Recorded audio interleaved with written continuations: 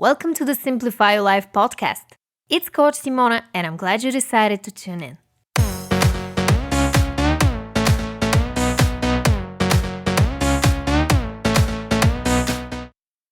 Hey everyone!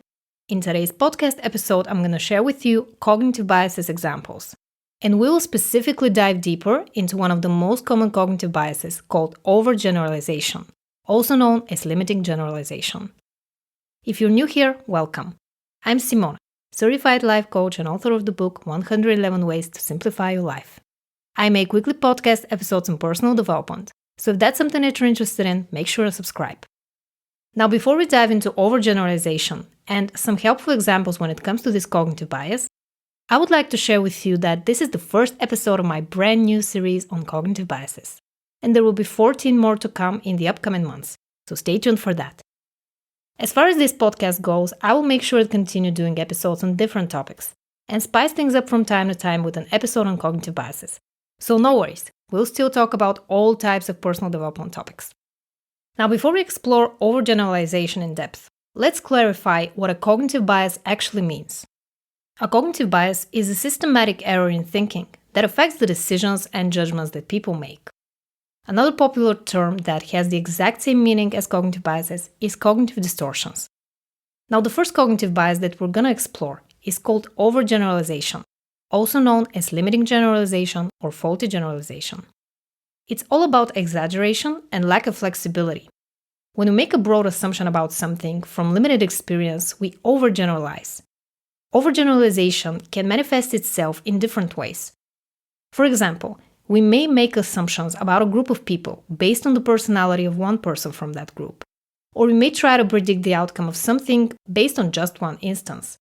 For example, after a breakup, we may overgeneralize by thinking that we'll never find true love again. As with any other cognitive bias, overgeneralization is a sneaky monster, so we need to be aware of its manifestations to be able to spot our error in thinking and choose a better, more objective way to look at the situation. The question is, do we all struggle with overgeneralization, or is that something that happens to only a handful of us? The short answer is probably yes. While we can't confirm that is the case for every single person on planet Earth, it's definitely something that is quite common for us humans. We all have cognitive distortions and blind spots, so although we may not struggle with overgeneralization per se, we'll definitely have problems with other cognitive biases. I've actually made a free downloadable cheat sheet with the top 15 cognitive biases that may be holding you back. So if you want to download it, just click the first link in the description box below or visit bit.ly/15biases. Now let's go back to overgeneralization. Here are some examples of this cognitive bias. Using statements with always, never, everyone, nobody, such as, I'm always the last one to get invited to parties. I will never get a steady job.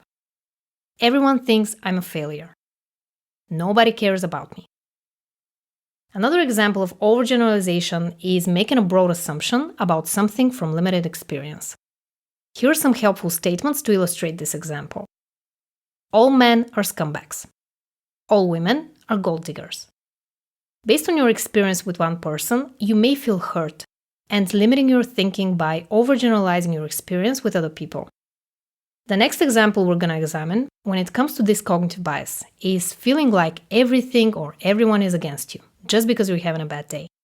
Here are some limiting statements that may go through your head. The entire office is gossiping about me. Why is everyone asking me stupid questions today?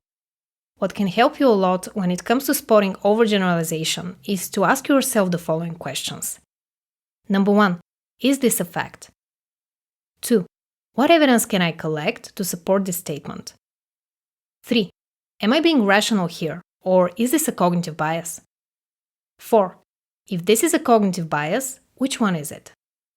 These questions will make even more sense as we go deeper into this topic, with the next episodes from the Cognitive Biases series. If you're curious to see a preview of what's about to come, make sure to download your free cheat sheet at bit.ly/15biases. Now let me know in the comments below, is overgeneralization something you've struggled with? And which one of these examples resonated with you the most? Thank you so much for listening. If you found this episode helpful, please like it. and subscribe to my channel if you don't want to miss out on my weekly podcast episodes. I'm sending you all my love, and I'll talk to you in the next one.